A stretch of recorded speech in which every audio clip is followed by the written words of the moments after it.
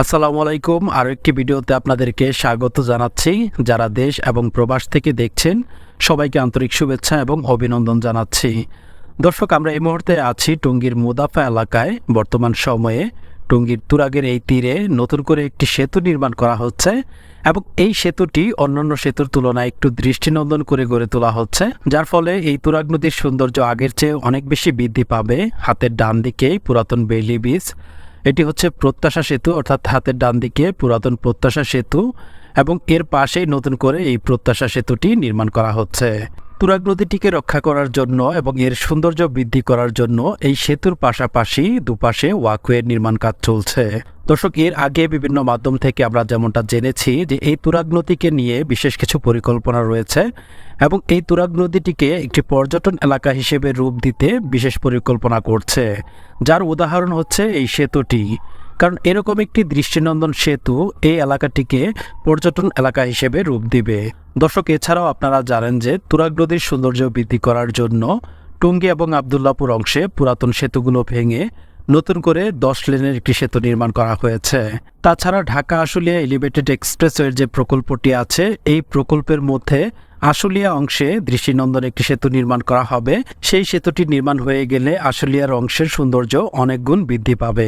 দর্শক, বর্ষা মৌসুমে তুরাগ নদীর চিত্র কিছুটা ভালো দেখা গেলেও শুকনো মৌসুমে এর চিত্র খুবই খারাপ দেখা যায়। পানিগুলো খুবই নোংরা এবং কালো পানি। তো আশা করব পরবর্তী সময়ে যাতে এই পানি যাতে পরিষ্কার রাখা যায় সেই ব্যবস্থা যাতে কর্তৃপক্ষ করে এবং এই নদীটিকে আদর্শ একটি পর্যটন কেন্দ্র হিসেবে রূপ দিতে পারে। দর্শক, অনেকটা হাতিরঝিলের সেতুগুলোর মতোই এখানে সেতুটি নির্মাণ করা হচ্ছে। তবে আমরা আশা করব পরবর্তী সময়ে যদি কোনো জায়গায় আরও ব্রিজ নির্মাণ করা হয়, সেগুলোর ডিজাইনের মধ্যে যাতে ভিন্নতা থাকে, সব জায়গায় যাতে একই রকম সেতু নির্মাণ করা না হয়, আমরা সে আশাই করব।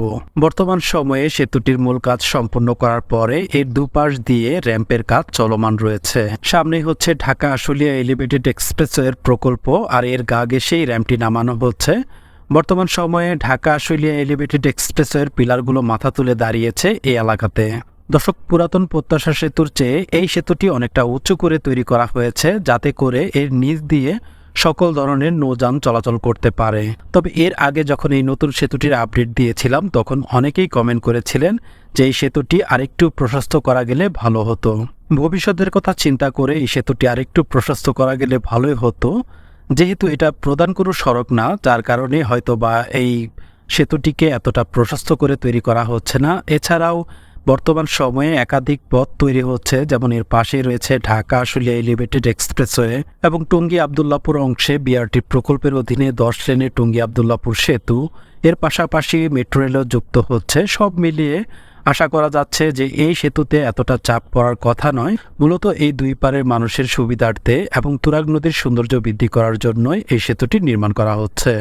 দর্শক, সেতুটির সামনের অংশের কাজগুলো অনেকটা এগিয়ে নেওয়া হয়েছে। এর আগে যখন দেখেছিলাম তখন ঢালাই কাজ চলছিল। এবার এসে দেখতে পাচ্ছি যে মূল ঢালাই কাজ সম্পন্ন করার পরে এর দুপাশে যে প্যারাপেট ওয়াল নির্মাণের কাজ, সেগুলো সম্পূর্ণ করা হয়েছে। এখন শুধু বাকি আছে এর দুপাশ দিয়ে র্যাম্পের সংযোগ সড়কের কাজ।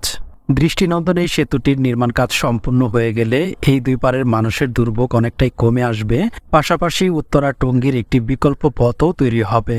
দর্শক, সেই সাথে আজকের ভিডিওটি এখানেই শেষ করতে যাচ্ছি। ভিডিওটি কেমন লাগলো অবশ্যই কমেন্টের মাধ্যমে জানিয়ে দেবেন এবং প্রতিনিয়ত আপডেট পেতে চ্যানেলটিকে সাবস্ক্রাইব করতে পারেন।